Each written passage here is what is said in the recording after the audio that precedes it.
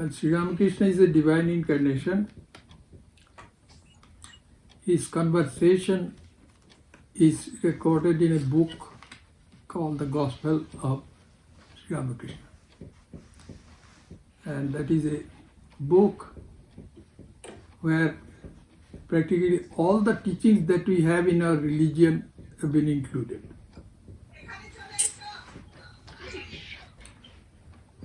Yes, in other religions there is a word called blasphemy, but in our religion, which is called Hinduism, the word blasphemy is not there. So any question about religion or spiritual life can be asked, and those questions have been accommodated, and their answers also have been given. That's why our scriptures are perhaps the largest collection of spiritual teachings in the world. And Sri Ramakrishna used to refer to different teachings that we have in our religion, in our scriptures. And as he was a divine incarnation, he could see through people who would come to see him, and then according to their need he would give teachings suitable for such people. He would not give the same teaching. Yes, a few minutes ago I was going to the gospel, and he was talking of the absolute and the relative. Absolute means absolute reality, and what is relative? This phenomenal world. Well, according to Hinduism, which our ancestors used to call the perennial religion Sanatana Dharma, the word Hinduism was created by the British when they ruled India for about 200 years. Our ancestors didn't even know that word. So, in that perennial religion, all teachings are there. And I was reading, and there Sri Ramakrishna was talking about the absolute truth and the relative truth. By absolute truth, he meant the Sanskrit word nitya, and by the relative word, he meant this world, which we can experience through our sense organs. And it is, according to our scriptures, it is the absolute or nitya which is responsible for the creation of this world. Everything has come from that absolute. And that absolute is beyond time, space and causation.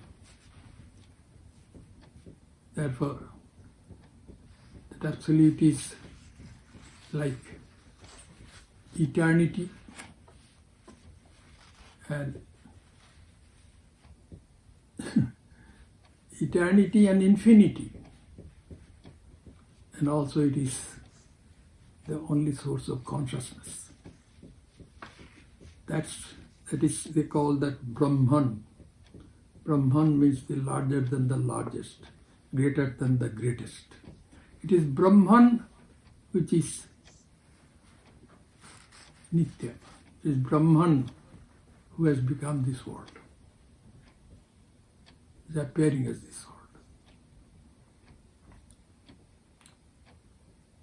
In this Sanatana Dharma, in the religion, there are 6 systems of religious philosophy. They are called darshanas. And one which is considered one of the oldest is the Sankhya school of philosophy. Sankhya means something which clearly explains everything. Samyakyate iti Sankhya. And in Sankhya philosophy, they speak of one ultimate reality which that philosophy calls Purusha. And then it is this Purusha which becomes Prakriti, that means Mother Nature. And Purusha is consciousness itself, and Prakriti does not have consciousness. Prakriti borrows consciousness from Purusha and then starts evolving. And that evolution is what is this world. Prakriti has evolved as the entire world, according to that school. And Prakriti is considered female because all the scriptures, even all those books on philosophy, they are also written in Sanskrit. And creative power is called Srijani Shakti, which has feminine gender. Therefore, Prakriti has created this world, borrowing consciousness from Purusha. So, this Prakriti is considered feminine because creative power of Srijani Shakti has feminine gender in Sanskrit. That's why you see in this religion, particularly in the Gospel of Sri Ramakrishna, we find him talking about the Divine Mother. Divine Mother, that means God who is the creator of this world. As the creator becomes mother. Just as mother gives birth to children, so also God has given birth to this world.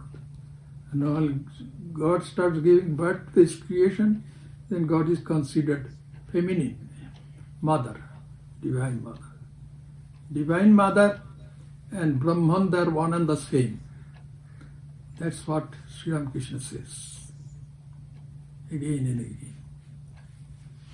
Creation, that is something very interesting.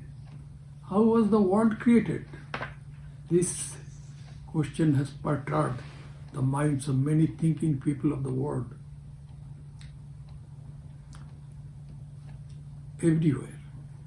Even in this relatively modern age, the scientists wanted to know how the world started. And so, some scientists presented a theory called the Big Bang Theory. Big Bang Theory means big explosion theory. According to this theory, nearly 20 billion years ago, the universe began as a primeval atom which exploded. The atom exploded, and since then this world has been expanding. That's what is the Big Bang Theory. But what was the source of that primeval atom which exploded? Science cannot explain that. But in Hinduism or Sanatana Dharma, they clearly say that everything has come from Brahman, that supreme reality which is also called Nitya, that is the absolute truth.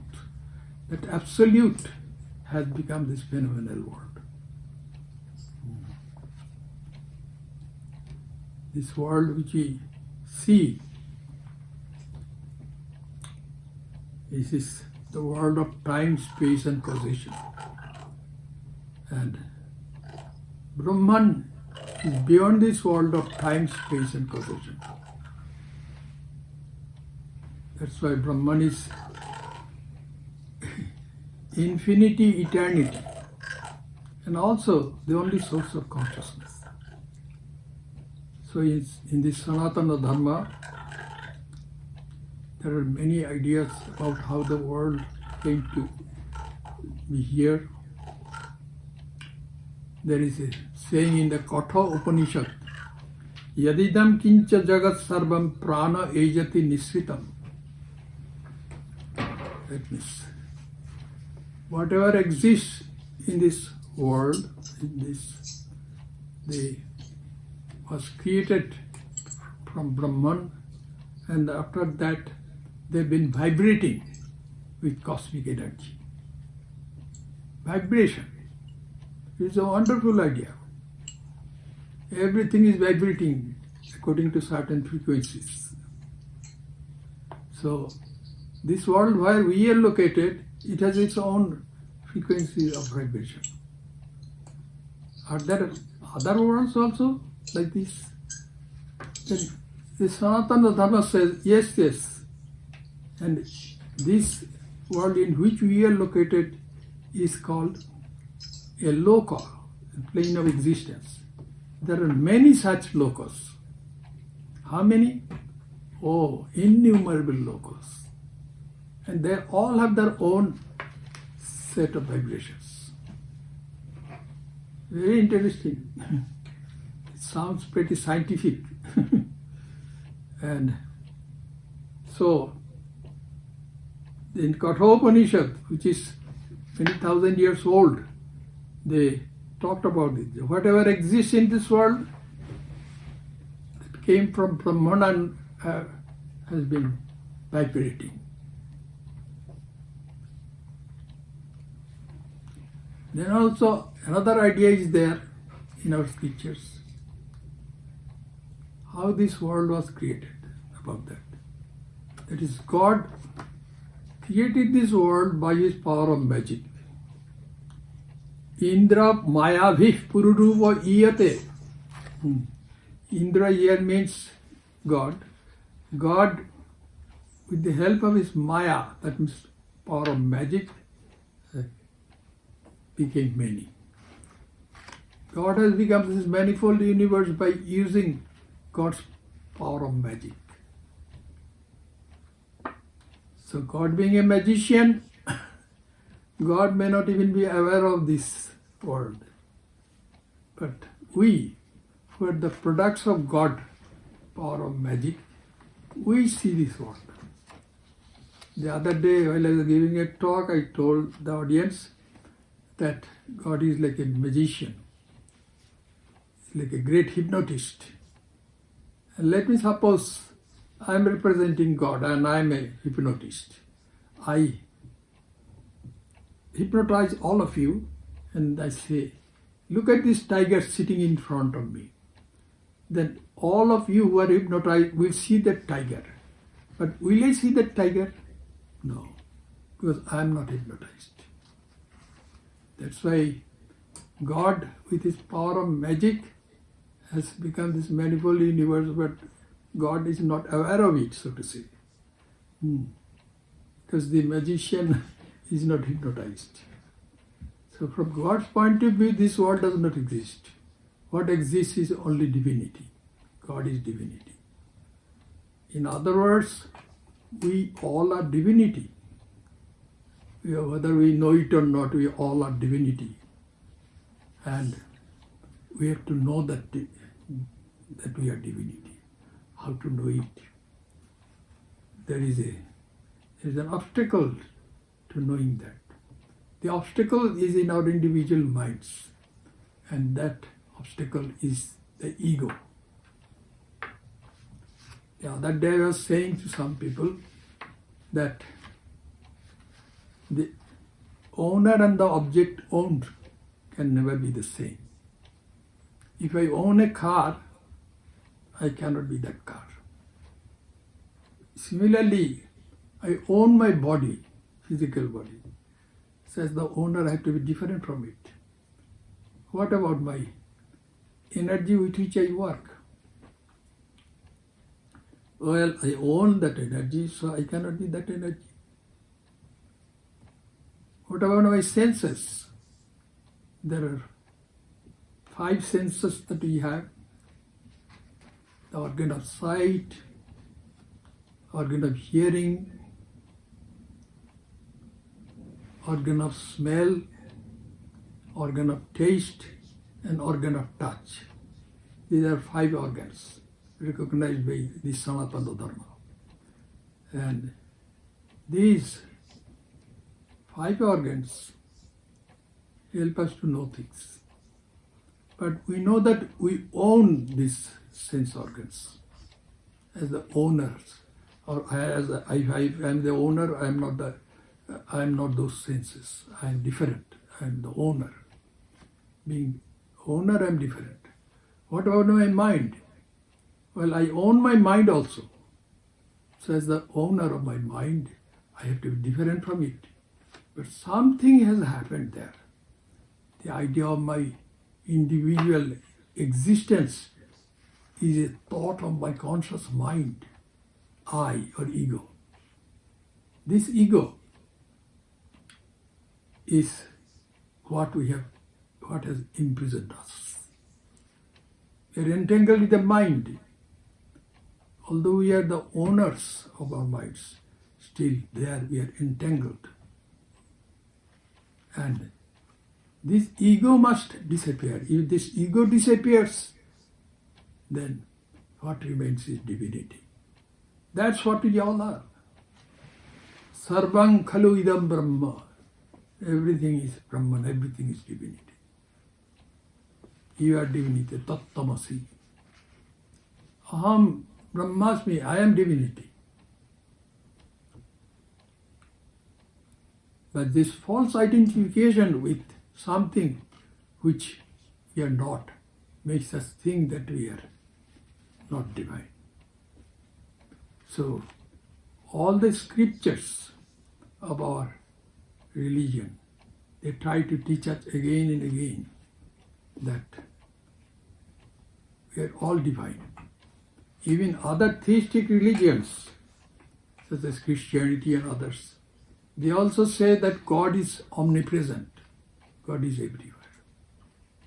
So God must be in all of us. But in Sanatana Dharma, they clearly explain that is what is divinity. Divinity. We are divinity. And that is called Nitya. It is this divinity which, if experienced, gives liberation from this bondage which is present in us as our ego. That is called liberation.